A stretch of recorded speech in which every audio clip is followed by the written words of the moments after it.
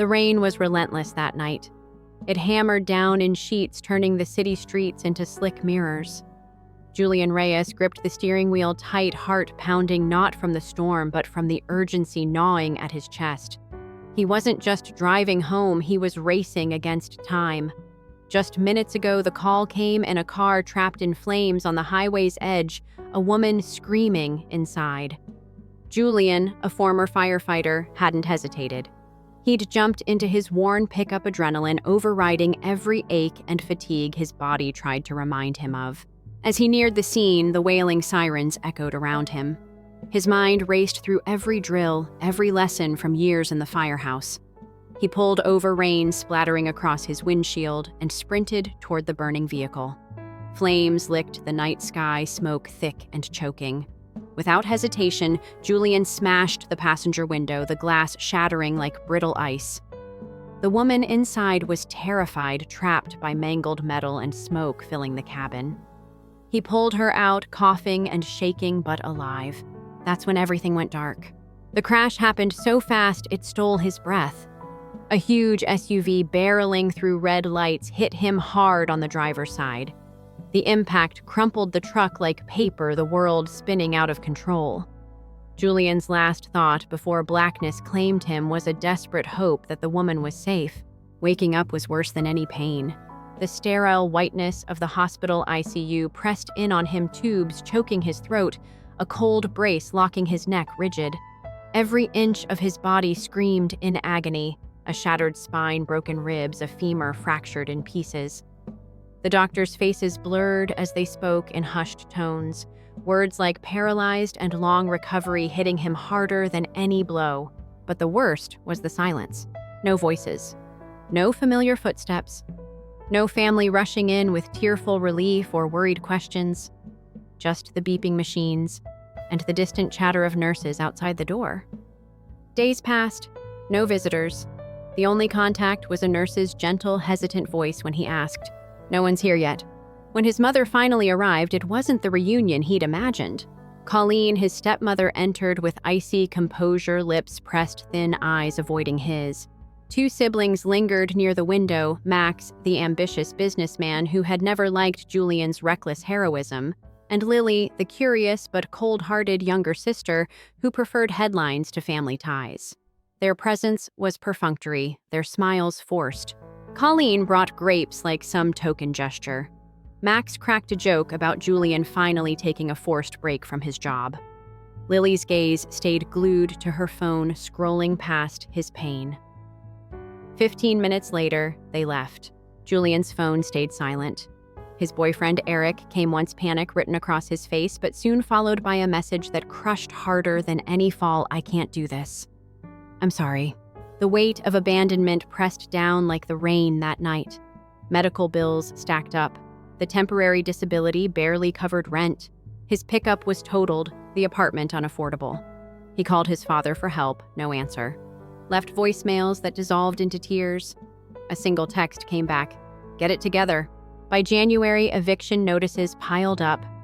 Julian begged to stay with family. The answer was no. Lily had the flu. Colleen said no hospital germs allowed.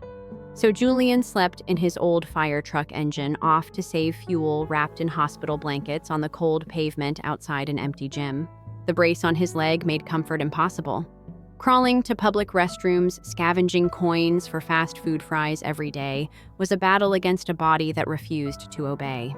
Then came Mike, a coworker with a quiet kindness. He and his wife offered a pull-out couch, cooked meals, and rides to doctor appointments. Strangers cared more than blood ever had.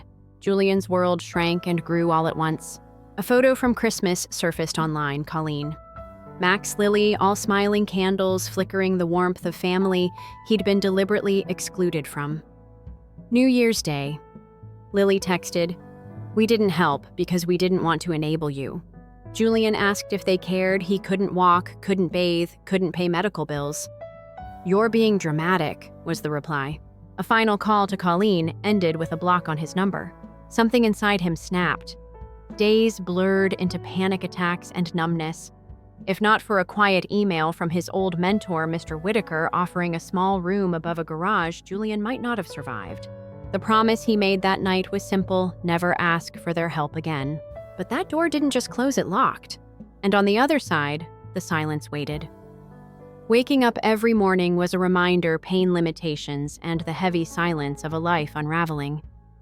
Julian's body felt foreign, a prison forged in broken bones and shattered nerves. His leg throbbed relentlessly beneath the cumbersome brace, a constant reminder of how fragile he'd become. The simplest tasks were mountains, shifting his weight without toppling over, crawling to the bathroom with raw arms, counting coins just to afford a greasy bag of fries. He lay in that cramped room above the garage walls, bare air, stale microwave humming like a ghostly companion. The peeling paint and single flickering bulb didn't bother him as much as the absence of any family call, text, or knock on the door. The same people who once defined his world had vanished without a trace, leaving him to stitch together survival from scraps of dignity.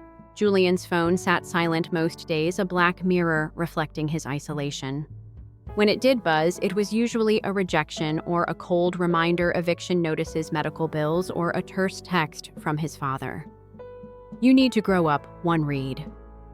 The sting wasn't just in the words, but in the knowing that the man who raised him chose silence over support when it mattered most. Then there was Mike, a coworker Julian barely knew, who one night spotted the battered fire truck parked outside the office lot. Mike didn't hesitate. "Come stay with us," he said simply. His wife Sarah welcomed Julian with open arms, their couch creaking under the weight of newfound hope. They cooked meals, drove him to doctor's appointments, and reminded him that kindness still existed. Strangers stepping into the breach left by blood. That tiny spark of connection ignited Julian's determination. Slowly, he began to reclaim pieces of himself. Twice a week, he dragged himself to a modest physical therapy center wedged between a laundromat and a dentist's office.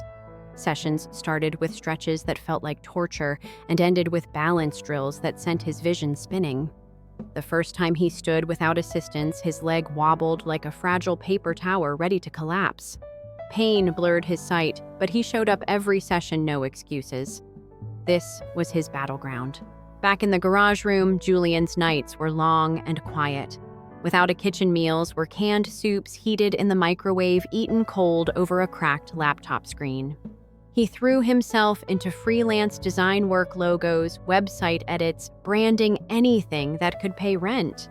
At first, the money was pitiful: $50 logos, $100 website tweaks. But each small victory built his confidence like bricks laid beneath a fragile foundation. 3 months in, Julian no longer qualified for food stamps. He paid for his therapy sessions, prescriptions, and kept his phone active. And then a surprise, a message from a friend of old. A gift card for food delivery, a package of socks, snacks, and a handwritten letter full of genuine care. No judgment, no pity, just support. It was a lifeline. Mr. Whitaker, the retired firefighter and mentor who offered him the garage room, checked in daily. "Treat your comeback like a business," he said. "Track every win, analyze every loss, and never let those who gave up have a seat at your table." Julian clung to those words, but even as he rebuilt, the past whispered in cold shadows. Photos from last Christmas surfaced online, Colleen, Max, Lily glowing around a festive table. Julian wasn't just forgotten, he was deliberately erased. The family group chat buzzed with accusations labeling him selfish and bitter. A cousin, sensing the injustice, spoke up. He begged for help and got ignored, the cousin said. The backlash was swift, but Julian didn't care. He wasn't recruiting defenders, he was reclaiming peace. A voicemail from his father arrived one evening, long, bitter, dismissive. "Stop playing the victim. Grow up." Julian blocked the number again. The silence was loud, but finally, it was peace. Then came the invitation: a wedding at a vineyard just outside the city. No personal note, just the cold phrase, "Family is everything." Julian showed it to his therapist, who asked one question: "What do they want from you now?" Julian had no answer. Days later, Colleen messaged, "It would mean a lot to Lily if you were there. No apology, no warmth, just obligation." He didn't reply. The calls went unanswered, the texts ignored. The door was closed, sealed locked. But Julian's story wasn't finished. That summer, the freelance work blossomed into a steady contract with a tech startup. He signed a lease on a small apartment with peeling paint and one working air conditioner. Every dollar was earned. The first night in his new place, Julian stood at the window looking out over a city that had once felt like a cage. Now it was his canvas. He wasn't just surviving anymore, he was building something no one could take away. Then a voicemail from an unknown number. A voice barely recognizable. His father's. "Hope you enjoy your solitude. You chose it." Julian forwarded the number to his carrier, blocking it permanently. No more openings, no more chances. He sat at his desk, penning a letter not to send, just to hold the weight of all he'd endured. A letter sealed in a fireproof box under his bed, labeled simply, "The Past." Weeks later, a voicemail from Lily's fiancé. "She wants to talk. Please call." Julian deleted it without a second thought. A letter arrived, 4 pages of handwriting from Lily. No apology. Just accusations that he made things harder, that family was complicated, that they owed each other a chance. Julian folded it carefully and locked it away. That night, as the city lights flickered beyond his window, Julian Reyes made a silent vow. No more openings, no more ghosts. The past was dead. The future was his to claim. And somewhere deep in the night, a phone buzzed, a new message from an old friend, a lifeline to a new chapter. What would Julian do next? Julian's mornings began earlier now, before dawn peeled back the night sky.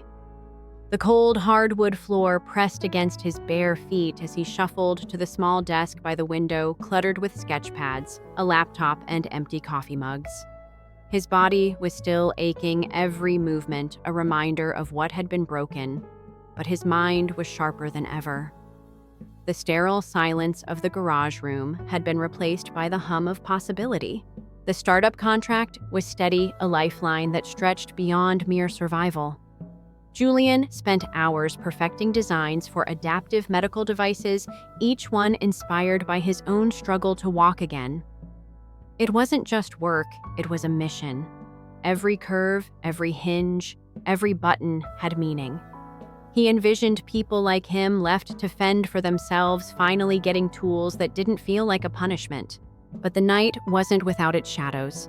Notifications popped up on his phone, group chats he refused to join, mentions of family gatherings he wasn't invited to, whispers of betrayal in hushed tones. Max's name appeared more than once attached to stories painted in bitter hues. The family narrative was clear: Julian had burned bridges, severed ties without cause. The truth was buried beneath layers of neglect and silence, but no one cared to dig. One evening, as Julian reviewed prototype sketches under the flickering light, a knock came at the door. His heart skipped, a rare visitor.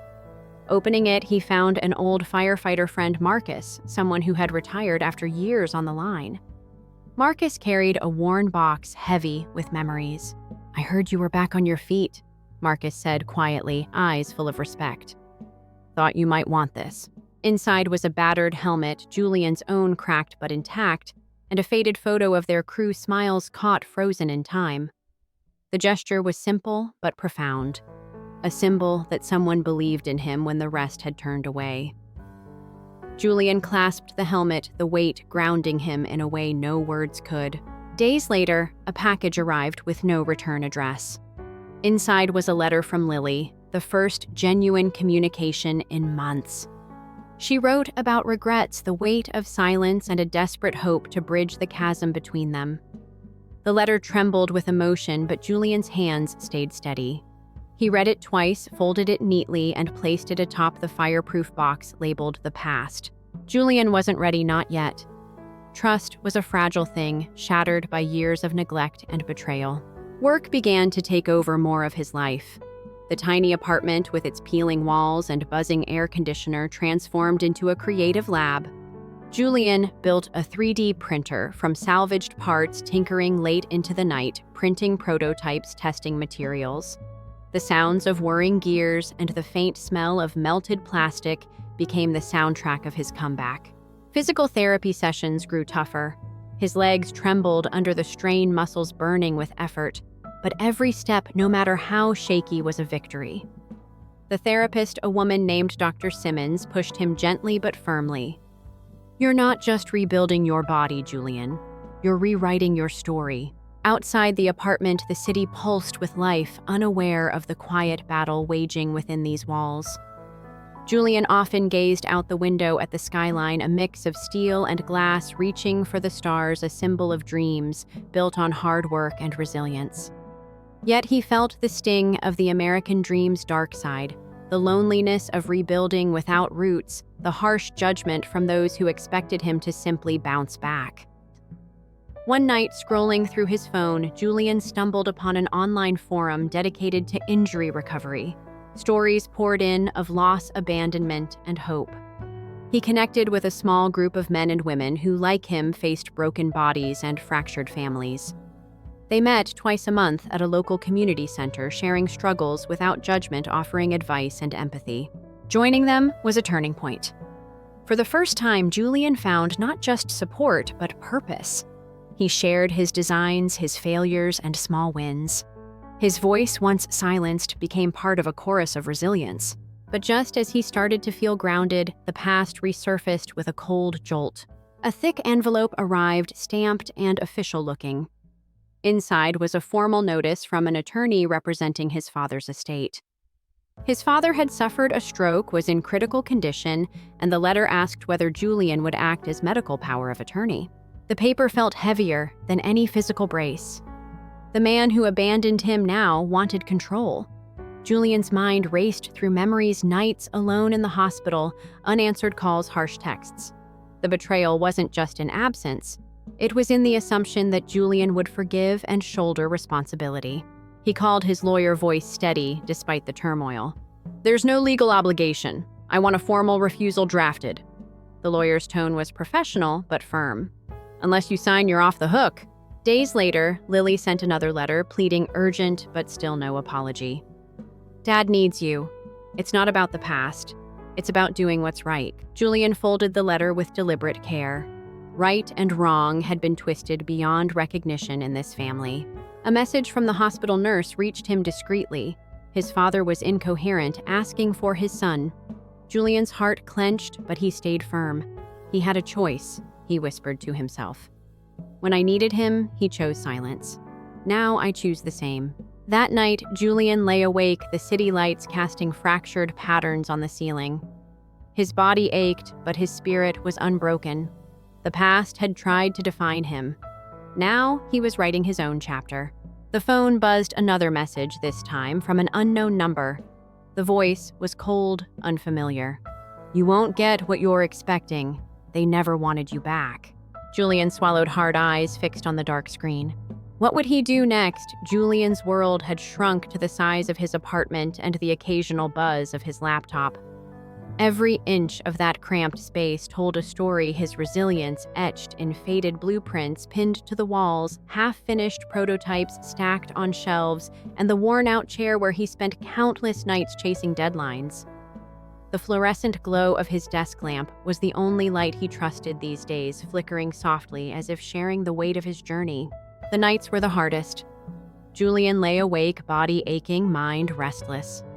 Memories hit like shards, the hospital bed where he first opened his eyes, the hollow silence where family should have been, and the crushing weight of rejection disguised as tough love.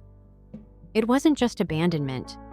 It was a betrayal so deep it fractured the very definition of family. Still, he refused to let bitterness consume him. Each morning he woke with a silent vow to build, to fight, to reclaim the life that was stolen. His therapist, Dr. Simmons, was more than a medical professional. She was the voice that kept him tethered to hope. "Your pain is real," she'd say, "but so is your strength. Remember that." Julian's therapy sessions became ritual. The physical strain was immense. Muscles screamed, balance wavered, frustration mounted. Yet every shaky step forward was a triumph, a defiance against the darkness that tried to swallow him whole. Outside those therapy rooms, the world expected him to be fixed, to slip seamlessly back into society, into a version of the American dream that felt like a distant mirage. But Julian knew the truth: recovery wasn't linear. It was a battlefield littered with setbacks, tears, and silent nights spent questioning if he'd ever truly belong again. The emails and calls from his startup contract grew more frequent. With every project, Julian's confidence surged. He wasn't just freelancing anymore. He was designing devices that could change lives, inspired by his own struggles. The Phoenix Kit, a compact set of tools for injury recovery, was his brainchild, a beacon of hope forged from pain. Yet the past refused to loosen its grip. The letters kept coming. Lily's desperate pleas, Colleen's thinly veiled manipulations, and finally a legal notice demanding his involvement in his father's care. Julian's lawyer was clear: no obligation, no responsibility. But the emotional toll was a weight heavier than any brace. One evening, as Julian prepared for a presentation at a local community center, a knock echoed through his apartment. Standing there was Marcus, the retired firefighter, carrying a box. Inside was Julian's old helmet, scarred but unbroken, and a photo of their crew, frozen smiles captured in better days. It was a reminder someone still believed in him. That night, Julian allowed himself a rare moment of gratitude. The helmet wasn't just gear. It was a symbol of identity, a tether to the man he once was and the man he was becoming. But as he looked out at the city skyline glittering with promise and cold indifference, Julian felt the sting of being an outsider to his own family's narrative. Their story was written without him, a tale of betrayal wrapped in polite silence and harsh judgments. The next morning brought an unexpected message, an invitation to speak at a university's recovery and resilience lecture series. The opportunity was more than a platform, it was validation. Julian was no longer invisible. Standing before the crowd, he shared his story, not just the pain, but the perseverance, the moments when giving up seemed easier than moving forward. Faces in the audience mirrored his struggles, stories intertwined in a tapestry of survival. But just as Julian felt the tides turning, a new storm brewed. A letter arrived thin and sharp from an estate lawyer. His father's health had declined rapidly, and the family demanded Julian's involvement, this time with legal weight. The man who had abandoned him now sought control over his legacy. Julian's reply was silent. No calls, no responses. The past had closed its door, and he had no intention of opening it. Yet a final message landed in his inbox, a voicemail from Lily's fiancé. "She wants to talk." The voice trembled. "For the baby. For the family." Julian's heart clenched. The idea of connection tempted him, but the scars ran too deep. He deleted the message, a quiet act of self-preservation. In the solitude of his apartment, Julian penned a sentence in his journal. "Some doors remain closed, not out of hatred, but out of self-love." Outside, the city hummed with life, unaware of the battles waged within these walls. Julian Reyes was no longer the boy left to die. He was a man building a future that no one could take away. But the phone buzzed again, another message, this time from an unknown number. "You can't run forever." What would Julian do? The house wasn't much, just a modest one-bedroom cottage nestled on the outskirts of the city, surrounded by towering oaks and maples whose leaves whispered stories of resilience in the wind. Julian stood in the empty living room, sunlight filtering through dusty windows, casting long shadows on the peeling paint and creaky floorboards. This was his sanctuary, now a place bought with every penny earned through relentless freelance work, long nights, and unyielding grit. Moving in wasn't easy. Every box unpacked was a reminder of the life left behind, the hospital stays, the nights spent in that old fire truck, the cold silence of family who never showed up.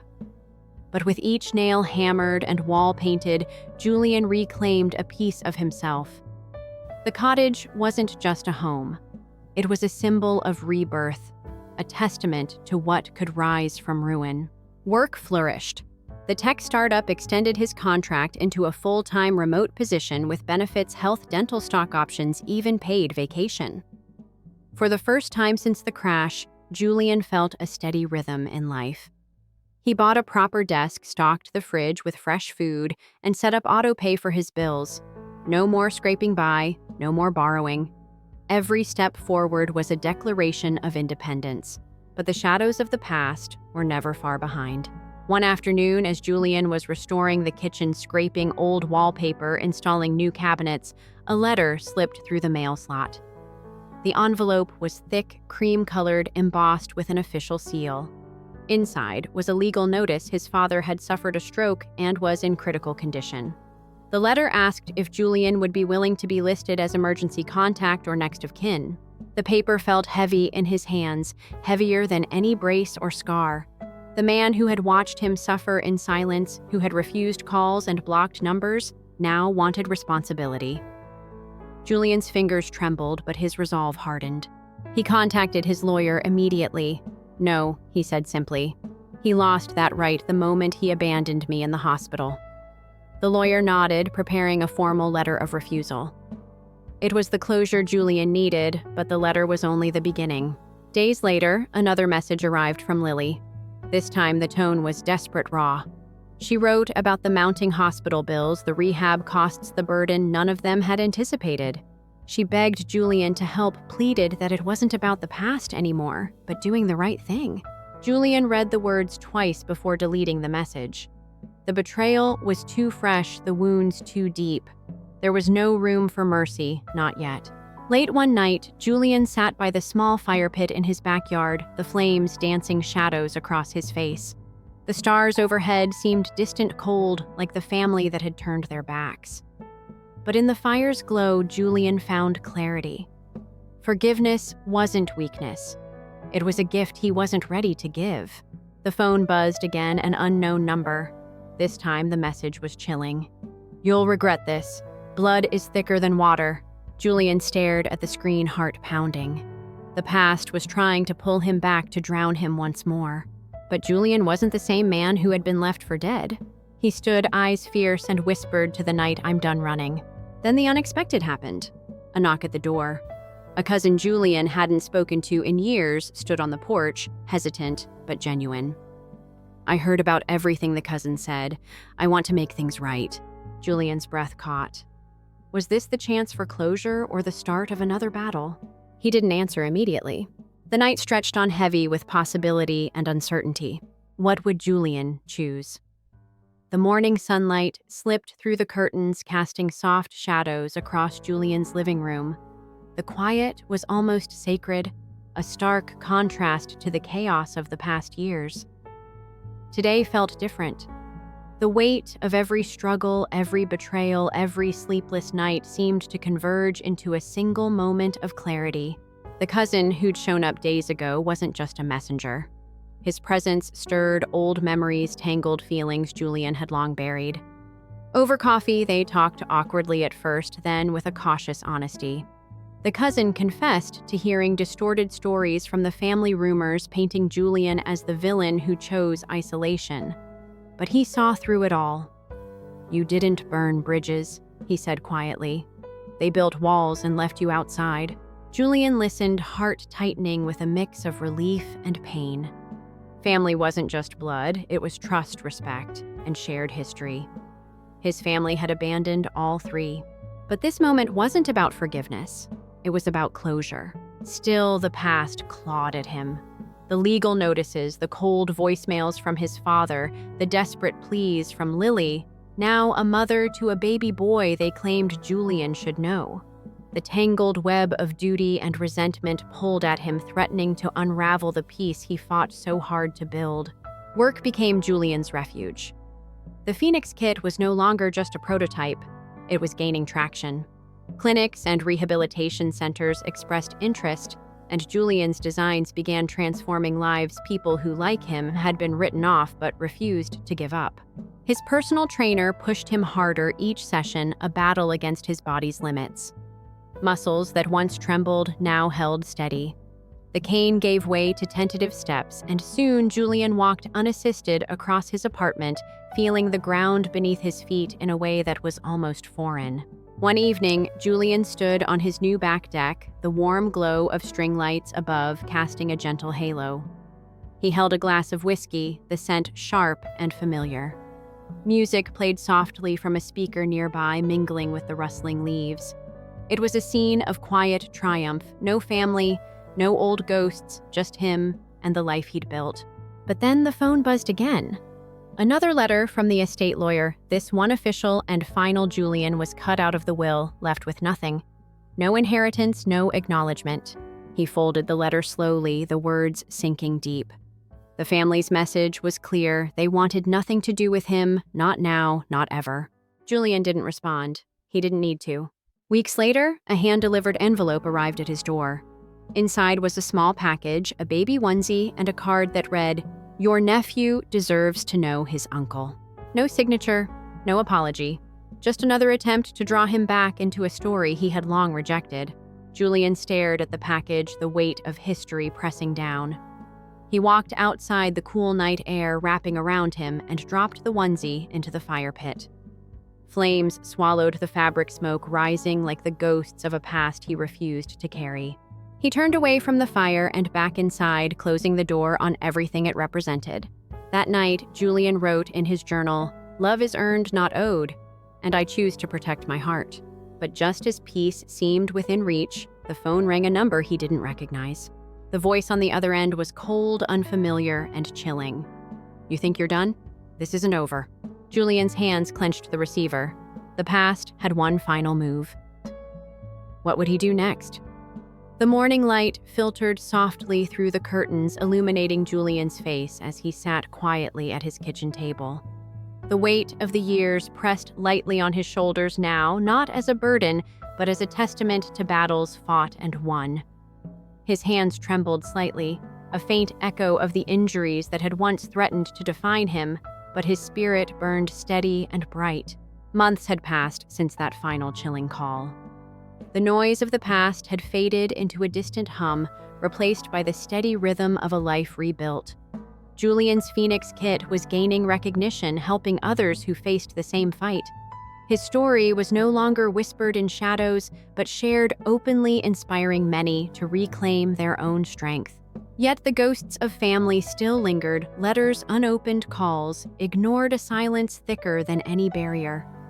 The ones who should have stood by him had chosen distance, and Julian had chosen peace over resentment. On a cool spring evening, as he grilled steak on the new deck he had built with his own hands, the stars twinkled above like distant promises. Music played softly from a speaker, hidden among the trees. Laughter from friends echoed nearby, and Julian felt the warmth of belonging not from blood, but from chosen family. His phone buzzed a text from an unknown number. The message was simple, chilling in its clarity. "We're watching. You can't hide forever." Julian stared at the screen, heart steady, but mind racing. The past was not finished with him, but neither was he with it. He stood, glass of whiskey in hand, and looked up at the night sky. The leaves rustled gently. The city lights flickered below, and the wind whispered a truth he'd come to know well. Survival was not the end, it was the beginning. And Julian Reyes was just getting started. The morning air was colder than usual, crisp and sharp like the edge of unfinished business. Julian stood barefoot on the wooden porch of his modest cottage, the sting of the chill anchoring him to the moment. In his hand was the phone screen, dimmed but still echoing the words that shattered his fragile peace the night before. "You think you're done? This isn't over." He'd replayed it a dozen times. The voice wasn't familiar, but the intent was. It reeked of the same bitterness, the same smug entitlement he'd once seen in Max's eyes and heard in his father's tone. A toxic family's final chess move, perhaps. Or someone new emerging from the shadows of that poisoned legacy. Julian tossed the phone onto the deck chair and exhaled slowly. He didn't flinch anymore. Fear was a language he'd forgotten how to speak. 3 weeks later, the message had evolved from threat to invasion. His 3D printed adaptive tools for spinal recovery had begun getting copycat versions online, cheap knockoffs, mimicking his exact designs down to the curvature of the handle grips. An anonymous Reddit thread accused him of stealing the concept from a former patient. Someone had uploaded altered photos of Julian in physical therapy doctored to make it look staged. At first, Julian tried to laugh it off. But then the email came from the startup he'd partnered with. In light of recent concerns regarding the originality of your Phoenix kit, we're suspending our collaboration pending internal review. It wasn't just personal now, it was war. He called Marcus, the retired firefighter, who had once returned a symbol of his past. They're trying to erase me. Marcus didn't ask who they were. He already knew. Then it's time you stop playing defense, Jules. You've been surviving too long. Now you go build proof. Julian set up a camera in the corner of his studio. Every day, he documented the design process from sketches to test prints. He recorded voice memos, logged every prototype iteration, and began consulting a patent lawyer. The truth would no longer be a quiet fact hidden in his files, it would be a documented fortress. He also called in the one ally who never failed him, Mr. Whitaker. I think my family's trying to sabotage the one thing I built, Julian admitted. Whitaker paused. Then you let the fire come, son, but you build fireproof. Meanwhile, the past came knocking again, this time with a familiar face. Natalie, Derek's wife. Julian's former sister-in-law by marriage. The only one from that family who had ever shown him genuine kindness. She stood at his door in a trench coat holding a manila envelope. I shouldn't be here, she said. But I saw what they were saying online, and I know where it's coming from. Inside the envelope were printed emails between Max Colleen and a PR consultant. Discussions about removing Julian from the Phoenix narrative and shaping a redemption arc for Max using medical tech investment. Julian sat in stunned silence. Natalie placed a trembling hand on the table. He's trying to steal your invention, Jules, and rewrite your story. The next morning, Julian filed a cease and desist letter through his lawyer. A week later, Max responded not through the court, but the media. An op-ed in a local business magazine painted Max as a visionary businessman investing in tech for recovery. He mentioned a brother who had lost his way after an accident and how Max's mission was to help those people find their path. Julian's name wasn't mentioned, but the implication was razor sharp.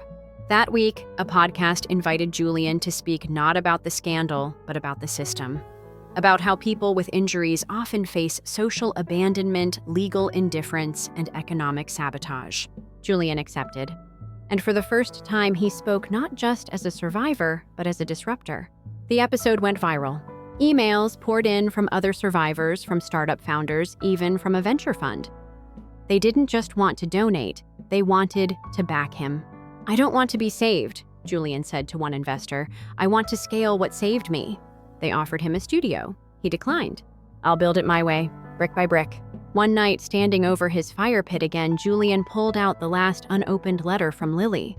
It had been sitting in the fireproof box for months. He unfolded it with steady hands. You were right. We failed you. And I don't know if forgiveness is even possible, but I want my son to grow up knowing that some people walk away from pain and build. Julian didn't cry. He didn't burn the letter either. He folded it, placed it in a new envelope, and labeled it Legacy Maybe. Not today, but maybe someday. 6 months later, the Phoenix Lab opened its doors. A nonprofit R&D space dedicated to recovery innovation, staffed by survivors, mentored by old firefighters, and funded by those who had once stood on the margins. Julian didn't invite his family to the launch, but he left a press pass at the gate. No one showed up, and that was okay. Because this wasn't for them. This was for him, and for every person who was left to burn but chose instead to rise. Story 2. The call came on a Wednesday afternoon just as the storm clouds started stacking over Austin's skyline. I was in my downtown office at the top of the Nova Living Tower, staring out through glass walls streaked with summer rain, when my assistant buzzed in, Ethan Rachel Monroe from Civic Honors is on line 1. She says it's urgent. I swiped the call through with one hand and kept the other steady on my bourbon, half expecting the usual last-minute funding request or vendor hiccup. But Rachel's voice wasn't her usual polished tone. It cracked like someone trying to smooth over a bruise. Mr. Blake, I hate to be the one to tell you this, but there's been a change in the program lineup for your parents' honor ceremony this weekend. Your brother Dylan and sister Ava submitted a revised guest list. Your name isn't on it. I didn't respond right away. I could see my own reflection in the glass, calm, unblinking. In the distance, the Colorado River twisted like a silver thread beneath a heavy sky. "I see," I finally said, sipping slowly. "And do they still expect me to underwrite the event?"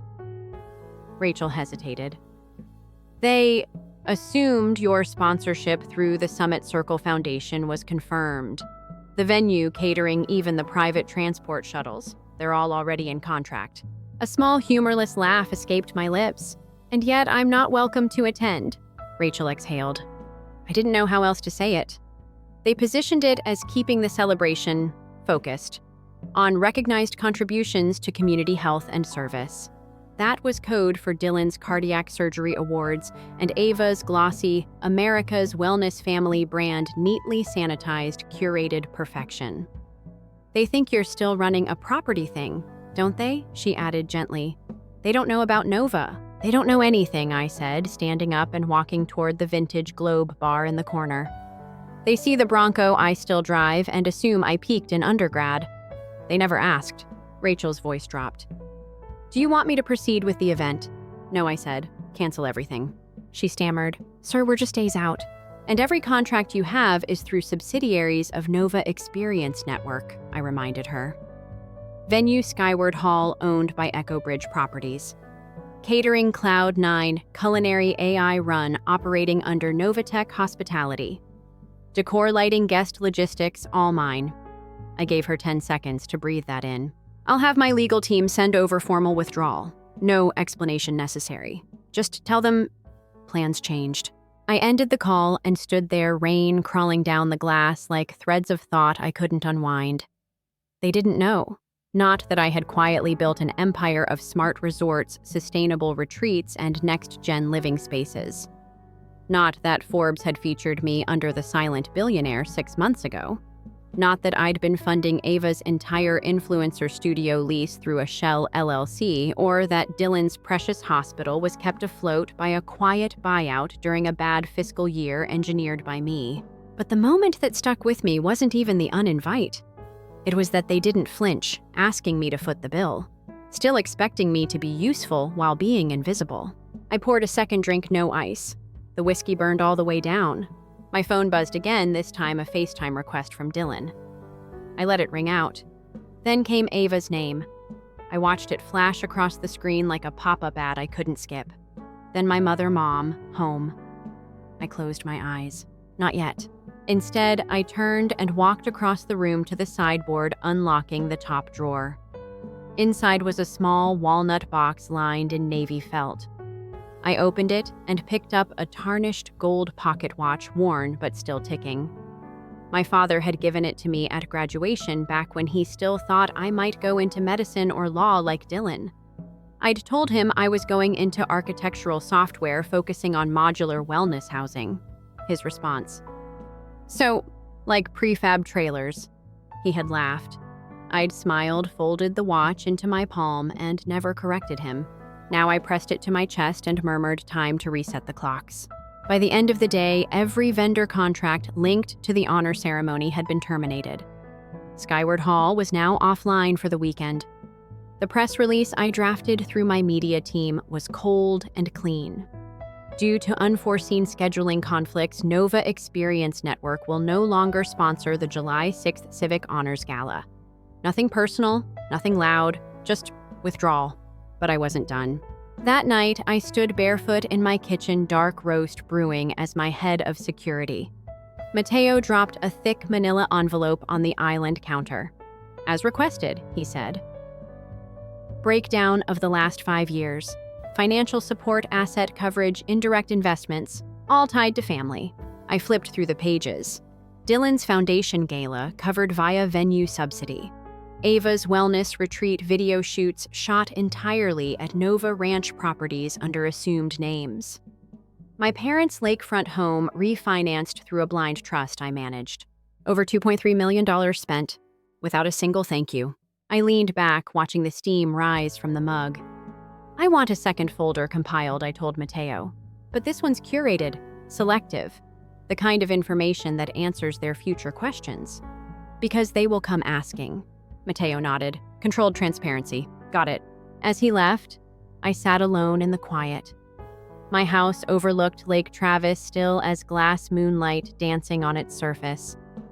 I'd bought this place after the acquisition of my third AI hospitality startup. 12 acres, solar grid, underground garage, guest lodges hidden in the trees. And not a single member of my family had ever stepped foot inside it.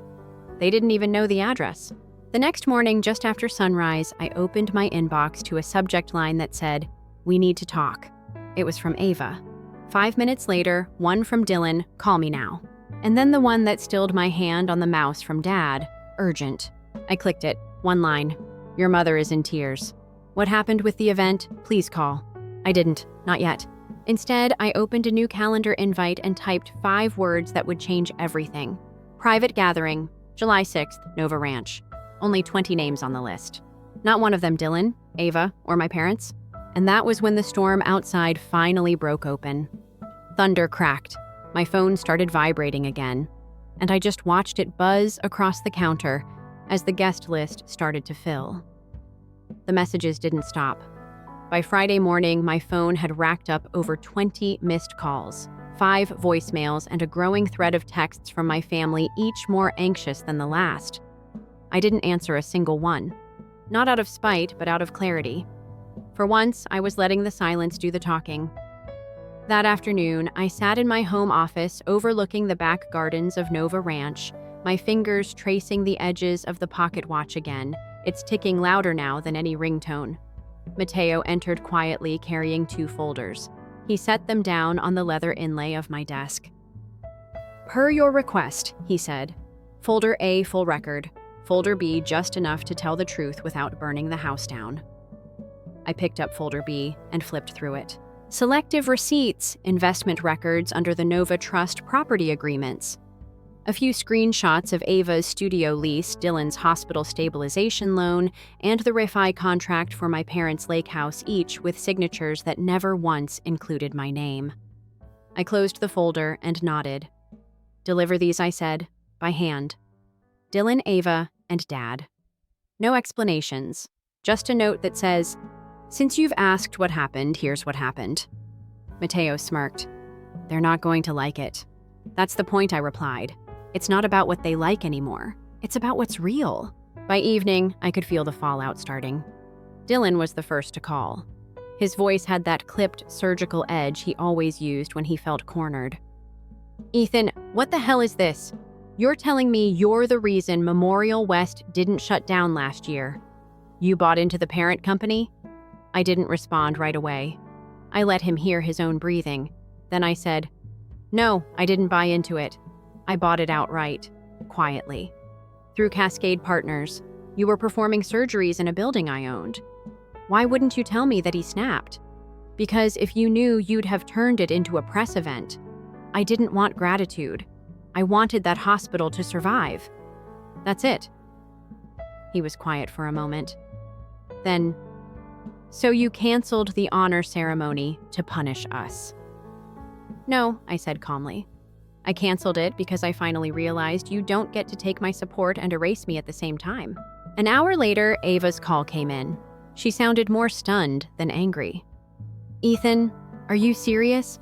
You were the investor who saved Blake Studios." "Yes," I said. "When you posted about your new wellness hub, I was the one paying the rent through Halcyon Properties. Why wouldn't you tell me?" "Same reason I said. Because I didn't want to be needed for money. I wanted to be wanted for who I am. But apparently that wasn't enough to make the guest list." Then came the message from Dad. Not a voicemail, not a call. A simple text, "Please come to the lake house. Tomorrow. Noon." I stared at it for a while, then typed back, "Fine. But I'm not coming alone." The next day, I pulled into the gravel drive of the Blake family lake house in the Bronco Dusty from a trail ride I'd taken earlier that morning. Mateo was with me, discreet in his black sport coat, carrying folder A this time. I could see Dad pacing by the porch, his face pale and tight. Ava was on the swing bench, eyes rimmed red. Dylan leaned against a column with his arms folded like a defendant waiting for a verdict. As I got out, Dad stepped forward. "Ethan, you're really here." You asked, I said. I came. He motioned toward the porch. Can we talk inside? I looked around. No, we're doing this here. All of us. The air was heavy with Texas humidity and discomfort. I could feel the weight of years pressing into this moment. I'm going to make this easy, I began.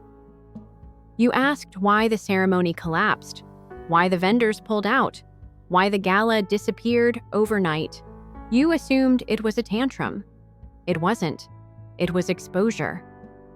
I nodded to Mateo, who handed folder A to Dylan. You've all spent the last 7 years deciding what version of me you're comfortable with. The dropout.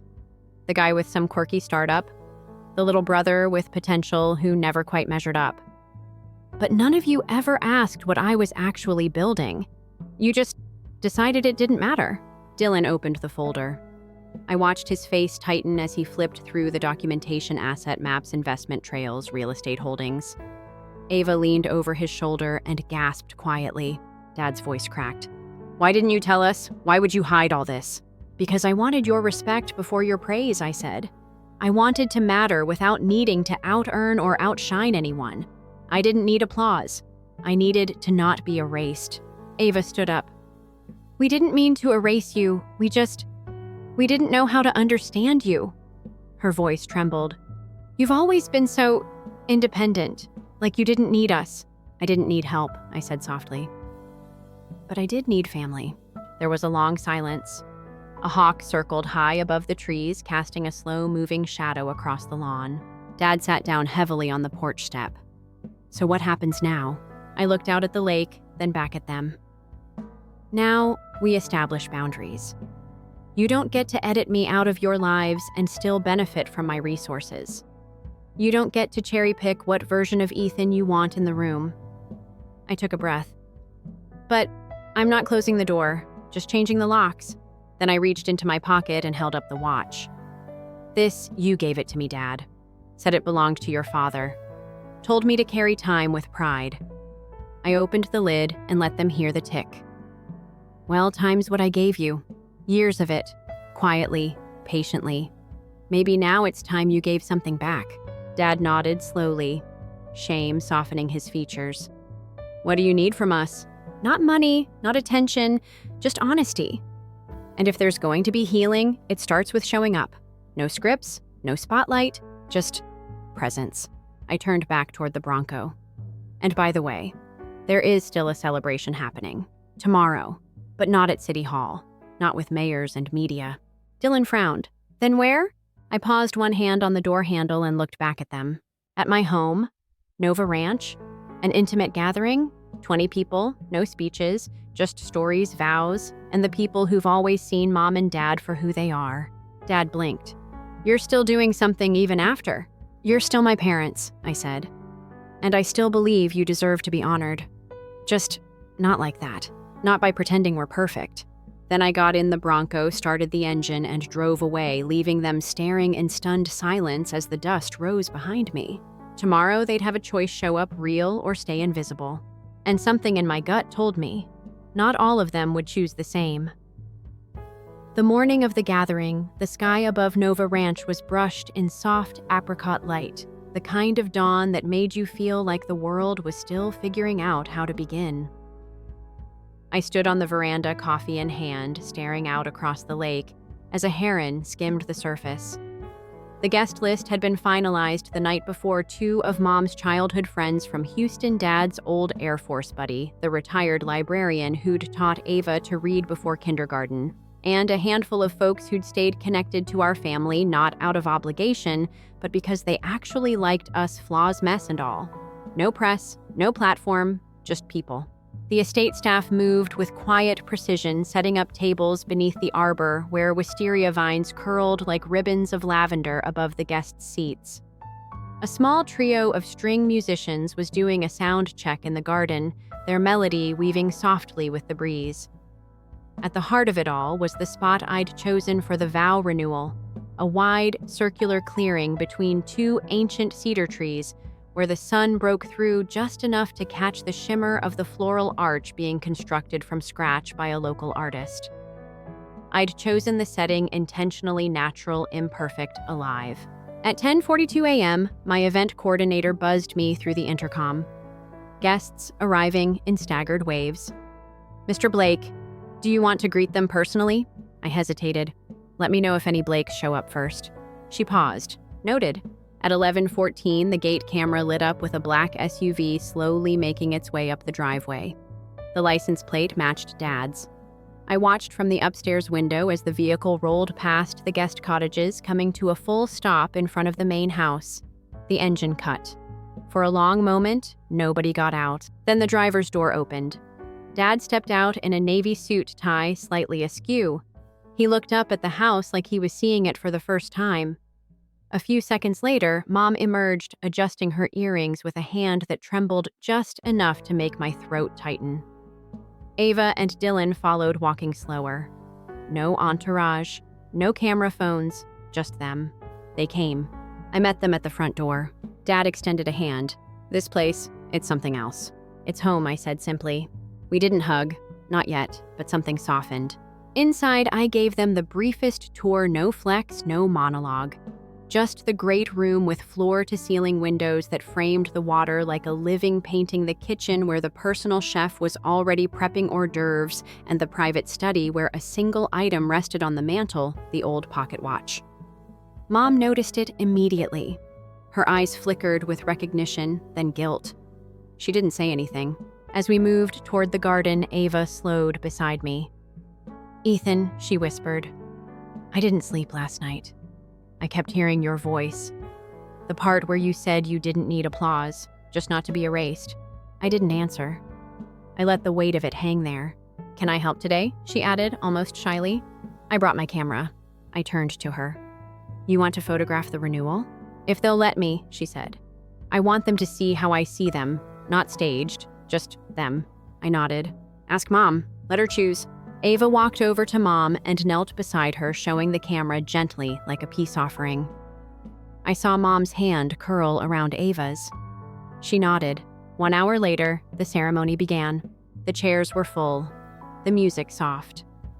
My father stood with his arm around my mother as the officiant, a retired minister who had performed their original wedding, welcomed everyone with a voice as steady as warm oak. "Today isn't about perfection," he said. "It's about persistence, about grace, and about finding your way back to each other no matter how far you've drifted." Mom and Dad exchanged their new vows. Not scripted. Spoken from memory. From pain. From joy. It wasn't flawless. They fumbled words, got teary, laughed at old inside jokes. And it was the most human thing I'd ever seen. I watched it all from the side, standing in dappled light, my hands folded. And for the first time in years, I felt still.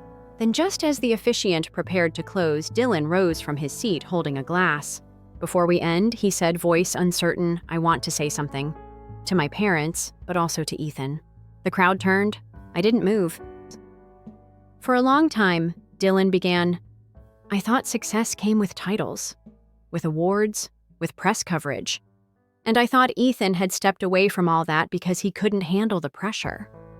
I never imagined it was because he saw a different path, one that didn't need applause-only impact." He turned to me. "I was wrong. And I'm sorry.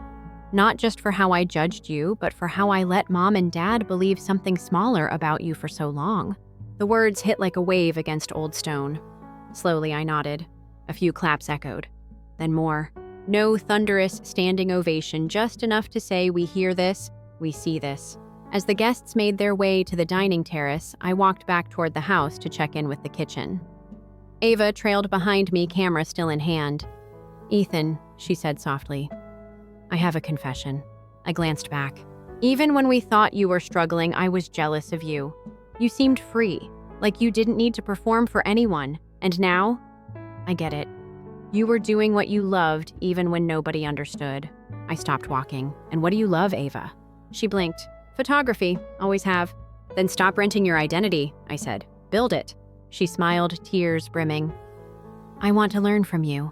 Not business, just courage. Then come by Monday. I'll show you how to pitch your first real project." As we turned the corner back to the garden, Mateo stepped out from the main hallway looking pale. "Ethan," he said quietly, pulling me aside. "You need to see something, now." I followed him inside where a sleek white envelope sat on my desk, unmarked, hand-delivered. Inside, one sentence, written in clean block letters, "Everything has a cost. You're about to pay yours." And that's when I realized someone else had been watching, and they weren't here to celebrate. I stared at the note. A simple white card, blank except for that chilling sentence. No name, no signature, just a threat, deliberate and cold. Mateo hovered nearby, arms crossed.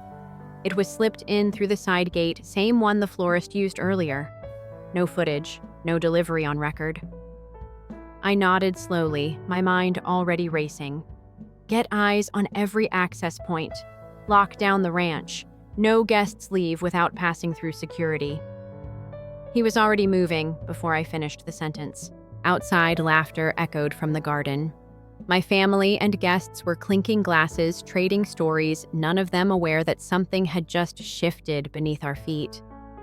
I moved toward the great room where sunlight poured in from the panoramic windows.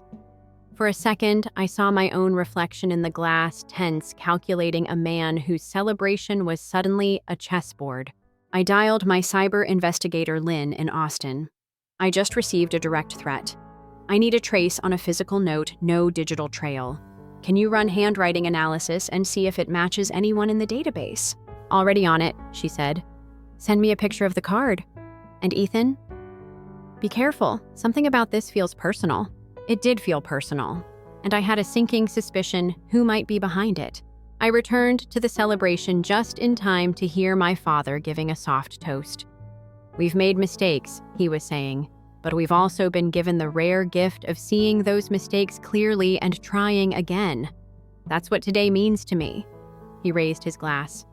Everyone followed, except me. My hand was still at my side. From the corner of the crowd, someone clapped just a beat too late. A man I hadn't seen before. Mid-40s, dressed sharply in a gray blazer, standing near the catering tent, holding a flute of champagne he hadn't touched. I stepped toward him. Can I help you?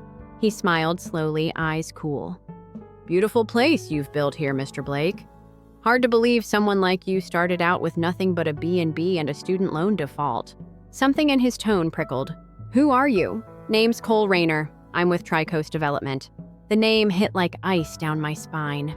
Tri-Coast was a rival firm, one that had tried to buy out 2 of my smaller properties in Arizona last year. I'd turned them down flat after discovering their aggressive land grab tactics. I wasn't aware you were on the guest list, I said evenly. Oh, I'm not, he replied, still smiling.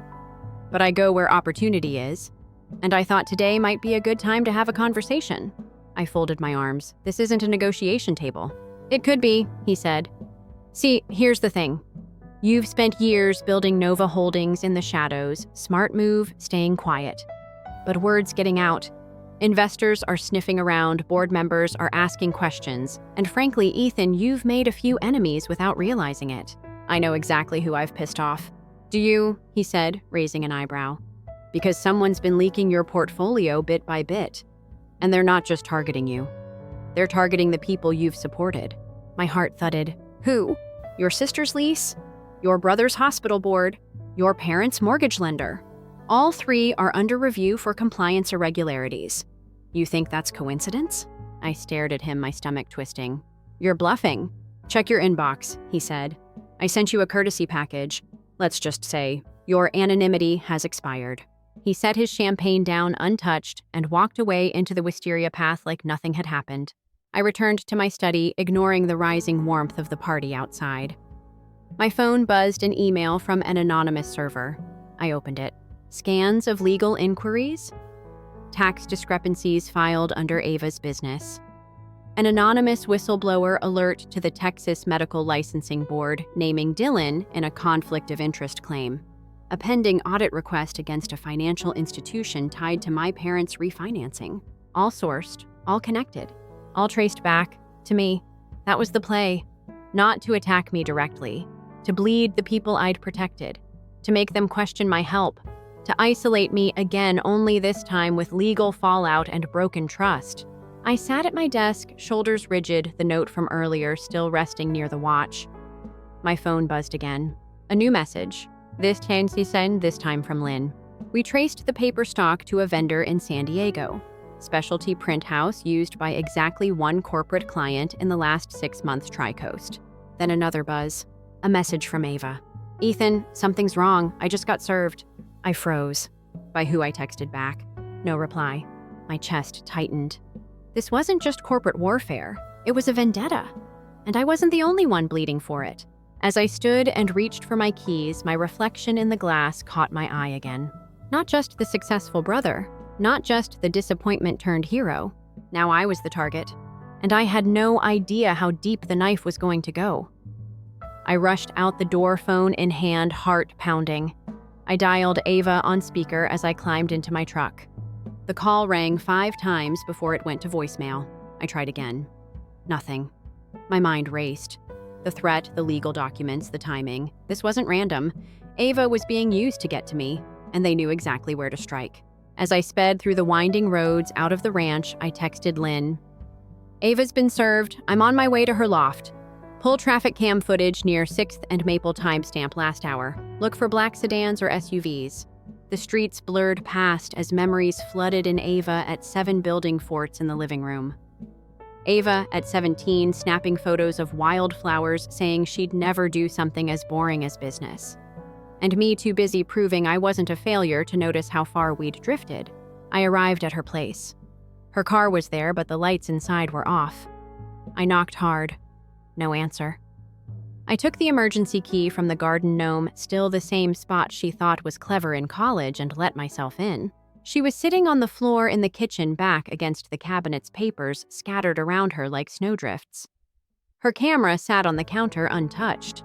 They said I falsified income reports, that my business was a front for laundering, she whispered. Ethan, I file everything through that accountant you gave me. If this is happening because of you, my gut twisted. Then it's on me to fix it. She looked up. Who's doing this? I sat down beside her. Tri-Coast. I think they have someone feeding them internal information. Someone close. Someone who knew who I've helped and how. Her face paled. You think it's Dylan? I paused. I don't want to believe that. But the truth was gnawing at me. Dylan had access to more of my back-end deals than anyone else. He'd worked in administration, legal compliance, and had full knowledge of how I used shell companies to protect my anonymity. And we hadn't exactly healed everything between us. Ava stood slowly. So what do we do now? Now, I said, voice hardening. We shine light into every corner. I'm calling in every audit, pulling every legal contact, and activating every contract clause I've built for moments like this. She looked at me. You planned for betrayal. I planned for greed, I replied. Betrayal is just the expensive version of it. I texted Mateo and Lynn to start tracing digital footprints. I made a call to my general counsel in Denver. Within 12 hours, we had a digital chain linking the Tri-Coast sabotage campaign to a data breach on one of my shell holding companies. And the access point logged from an IP address located in a medical campus Wi-Fi network. Dylan's hospital. The confrontation was inevitable, but I wanted to make sure it happened on my turf. I invited the family back to the ranch, said I wanted to share something personal about the future of Nova Holdings. No one suspected a thing. We gathered in the library, the one room most of them hadn't seen. Dark wood shelves, a fireplace crackling low, and a single projector screen rolled down from the ceiling. Dylan stood by the bourbon cart, pouring himself a drink. Ava sat beside me. My parents were across the room, quiet but curious. I clicked the remote. A slide came up an email thread between a Tri-Coast legal associate and a private contact. The subject line, Nova Holdings Vulnerability. Dylan's name appeared in the footer, logged in from his hospital's server. Forwarded to a dummy account traced back to Tri-Coast. Silence fell like a bomb. I don't understand, Mom whispered. Dylan looked frozen. Then slowly he set down the glass. I didn't leak anything important, just enough to make them back off. I thought it would scare you into selling. My blood ran cold. You thought... He turned to me. You were running everything like some kind of shadow king. No transparency, no board oversight. You could have taken us public, made this a family company. But you wanted to be the quiet hero. the mystery mogul. So you sold me out? You weaponized our sister's life for that. I didn't know they'd go after Ava, he said, but even he didn't believe it. Dad stood up, voice shaking. Son, you crossed a line. Dylan scoffed. We all have, you just never noticed because you were too busy bowing to Ethan's empire. I took a step forward. You want control, you want board oversight, fine. You'll get it, but not with you on it. You're out. Effective immediately. We've filed breach of trust charges and our lawyers will contact you about restitution. He stared at me. You're cutting me out of the family. No, I said. You did that yourself. He stormed out, slamming the door behind him. My mother began to cry quietly. Ava reached for her hand. Dad looked at me. What now? Now, I said, we fix what can be fixed. We rebuild what matters. 6 months later, the sun was setting over the new adventure park I'd built on the Colorado property. Ava was photographing the final zipline test while Mateo's team did a safety run. The park had become a symbol of freedom, of healing, of second chances. My parents visited weekly now. Dad taught local kids chess in the lodge. Mom had started a native plants garden by the lake. Ava was happier than I'd ever seen her. Her creative agency had just signed its third client, and the whispers of her being the quiet Blake sibling had vanished. She was exactly where she belonged. Dylan. I hadn't heard much. He took a leave from the hospital. Rumors said he moved to Boston. I didn't hate him, but I didn't trust him either. Maybe someday. At the grand opening of the park, Lisa, our cousin from the East Coast, gave a toast.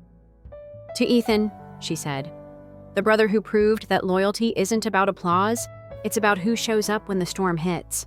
And as the kids zipped across the lake, their laughter echoing like music, I thought of that old pocket watch again, now kept in a glass case at the main lodge.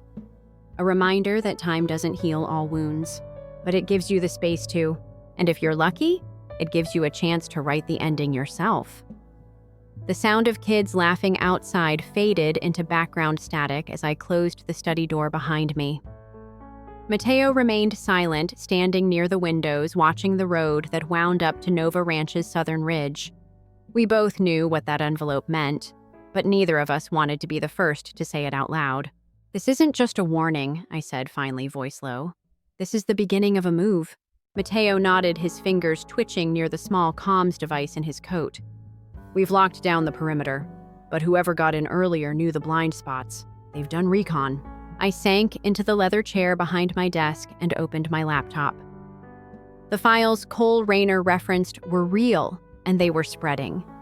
3 anonymous tips to federal agencies. 1 subpoena request for Ava's lease records. A quiet inquiry filed with the IRS under my parents' name. The bastard wasn't bluffing. I opened a secure line to Lynn. Trace everything I said. Metadata, PDF creation, timestamps, server pings. I want to know when those files were created and by who. And find out who in my network accessed those records within the last 90 days. You're thinking inside job, she asked. I'm thinking someone sold access, or got sloppy.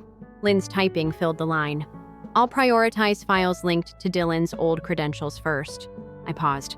Thanks. I ended the call and sat in the silence for a moment longer, the old pocket watch ticking faintly in its display case across the room.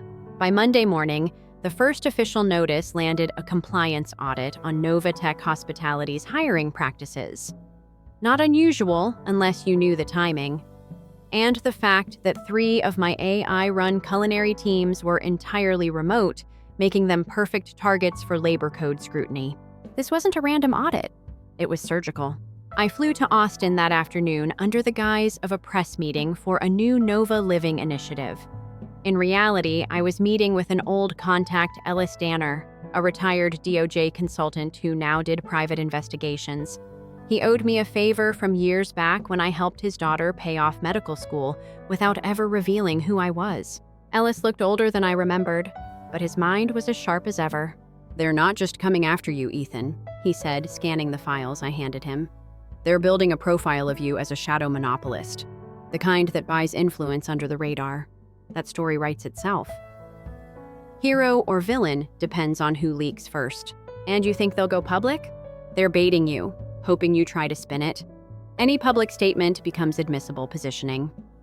Smart play. Go deeper underground, but only if your people are airtight. They're not, I admitted. There's a leak and I have to find it. Ellis leaned back. You ever consider pulling out of Nova selling to a white knight before this explodes? I met his eyes.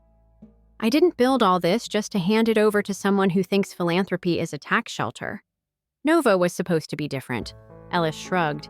Then you've got two options, clean house, or burn it down before they do. Back at the ranch, Mateo had compiled a full internal access audit. Two anomalies stood out. One credentialed login from an inactive partner Shell Cascade Medical Holdings, and another from a location pinged near Chicago. Only 3 people had access to that shell company: me, Mateo, and Dylan. I didn't want to believe it, but facts don't care about feelings. I called Ava. You trust me? I asked. Yes, she said, no hesitation. I need you to do something hard. What is it? Reach out to Dylan. Tell him you're scared. Tell him your lawyer said there's a pattern to these attacks and that someone inside the family might be leaking. Watch how he reacts. I need to know what he says, not just with words. There was a pause. I can do that. The next evening, Ava called. I recorded the whole call, she said. Sent it to Mateo already. And he was evasive, deflected.